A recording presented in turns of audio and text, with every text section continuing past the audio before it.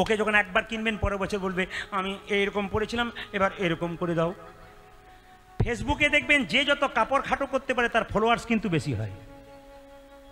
দেখবেন যে যত কাপড় খাটো করতে পারে তার ফলোয়ার্স কিন্তু বেশি হয়।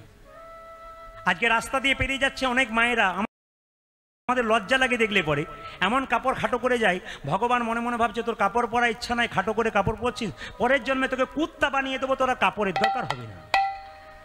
না কি বলছেন? কাপড় পরার ইচ্ছা নাই তো কি কুত্তা বানিয়ে দেবো তোকে, ভগবান ভাবছে।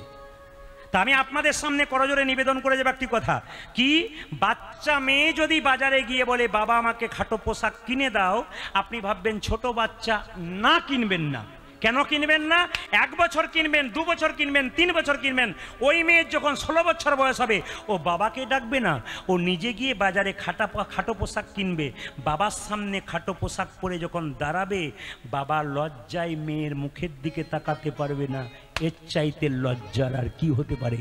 আমরা কোন জায়গায় পৌঁছাচ্ছি?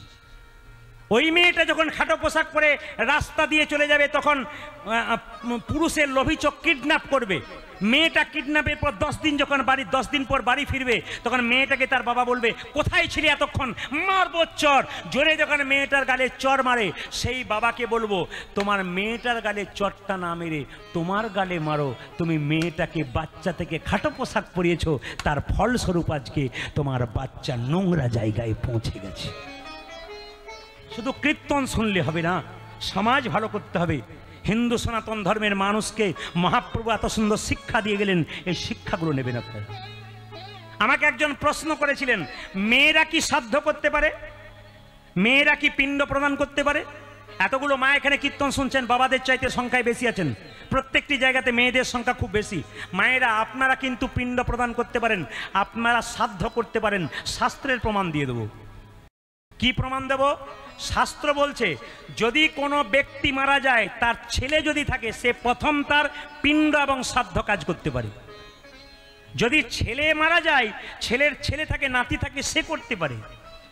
যদি তারা কেউ না থাকে, যদি যে ভদ্রলোক মারা গেছে তার ভাই যদি বেঁচে থাকে, সহোদর ভাই, সে করতে পারে।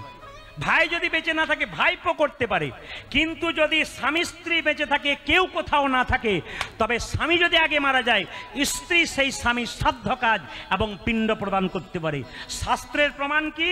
প্রমাণ দেখুন, আজকে ইউটিউবের মাধ্যমে আমি এইখানে অন ক্যামেরা বলে গেলাম, মিলিয়ে দেখবেন। কি? উষণে সংহিতা, বইটার নাম হচ্ছে উষণে সংহিতা, 7 নম্বর অধ্যায় 21 নম্বর শ্লোক পরিষ্কার করে বর্ণনা করা আছে।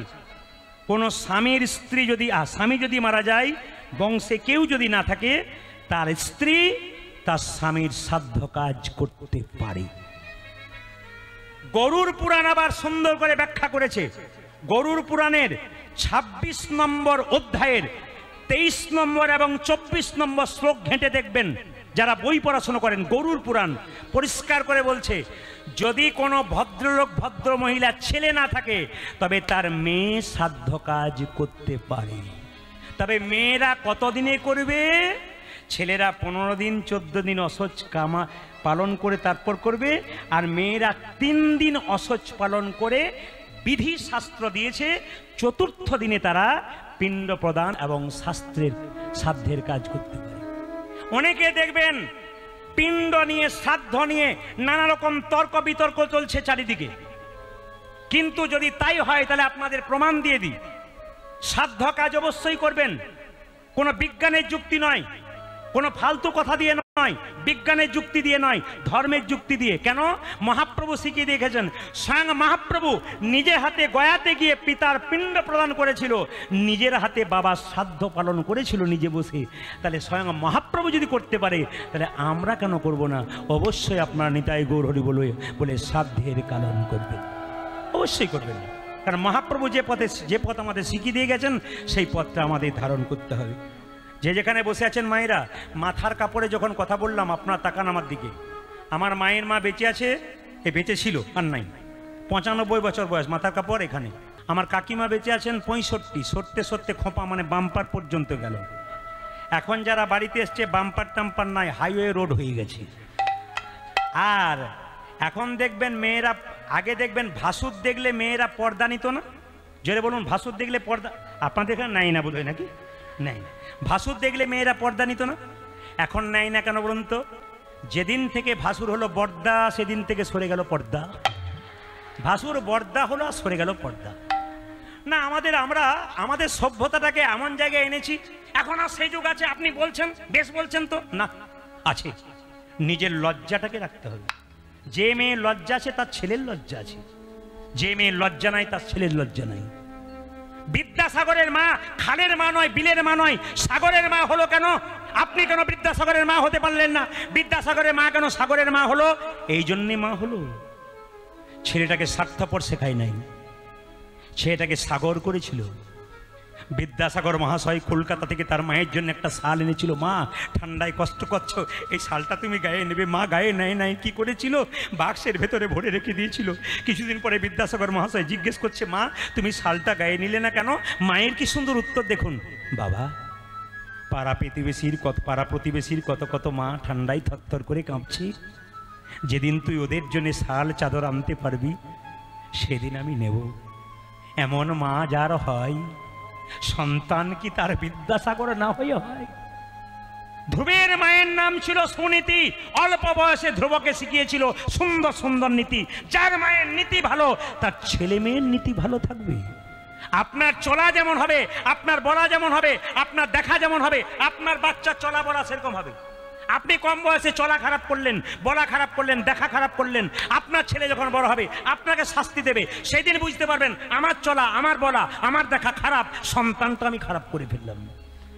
মাটি যদি হয় খাঁটি, সোনার ফসল ফলে। প্রত্যেকটি দাদা ভাইকে, প্রত্যেকটি মাকে বলবো, কৃষ্ণ ভক্ত হয়ে যান, দেখবেন জীবনে কি আনন্দ। কৃষ্ণ ভক্ত হয়ে যান, জীবনকে সুন্দর করুন। যে যা ব্যবসা করুন, বাণিজ্য করুন, সব করুন, কিন্তু কৃষ্ণকে সঙ্গে নিয়ে করুন, বিচার বোধ দিয়ে করুন, আপনার জীবন সুন্দর হবে। আপনি লাভ করবেন, এমন করবেন না যে লাভটা অনেক দীর্ঘ হয়ে যায়, মানুষের জীবনে কষ্ট হয়। ওই জন্য আপনাদের কাছে নিবেদন রইল, বাবা জীবনকে সুন্দর করতে গেলে কিছু ভালো কাজ করতে হয়। বিন্দে দুটি গোবিন্দের কাছে দাঁড়িয়েছে। এদিকে তাকান, এদিকে তাকান। গোবিন্দ রাজা বিন্দেকে চেনে, কিন্তু বিন্দা চিনতে দেবে না। আমার দিকে তাকাবেন। বিন্দা মাথায় কাপড় দিয়ে বসে আছে। গোবিন্দ নেমে এসে বলছে, এই এই এই এই এই এই, কি নাম তোমার? বিন্দে বলল, বনে বাস করি নিরবধি। শুনে নাও মাথুরের কি ব্যাখ্যা। লীলা গাইতে গেলে ইউটিউবে ক্যামেরা যারা করছো তাদের কাছে নিবেদন রইল, এগুলো তুলে ধরবে, মানুষের কাছে এগুলো তুলে ধরা দরকার। আমরা লীলা করব, তার ব্যাখ্যা দেখুন। তোমার নাম কি? বনে বাস করি নিরবধি, মানে বিন্দে দুটি বলতে চাইছে না। সঙ্গে সঙ্গে গোবিন্দ প্রশ্ন করছে, এদিকে তাকান, কোথা থেকে এসেছো? যে দেশ থেকে এসেছো সেই দেশের নাম কি?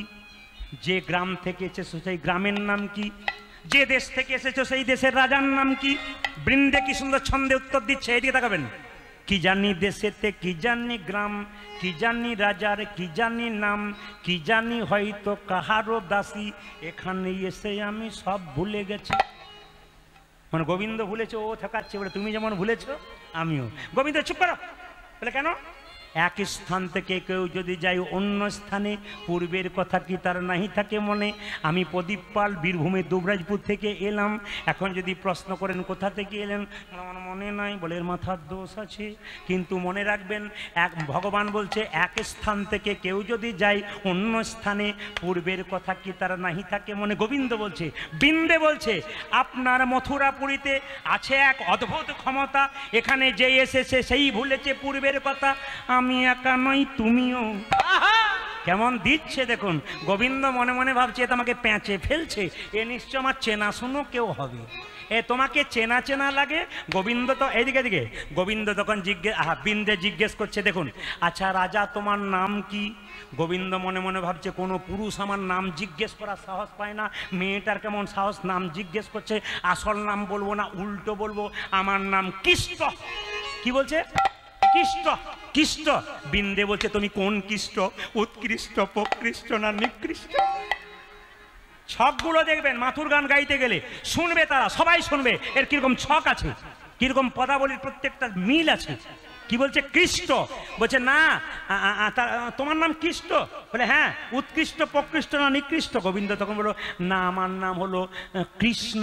বলে তুমি যদি কৃষ্ণ, কৃষ্ণ তো জগতময়, শুধু এখানে কৃষ্ণ বৃন্দাবনে কই? বলছে আমি কৃষ্ণ নই, আমি কি?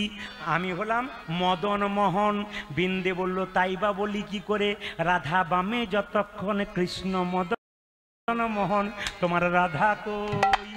গোবিন্দ বলছে চেনা চেনা লাগছে, চিনতে পারবে কি করে? ভিখারিনীর বেশে থাকি, চিনবে কি হে বাঁকা শ্যাম?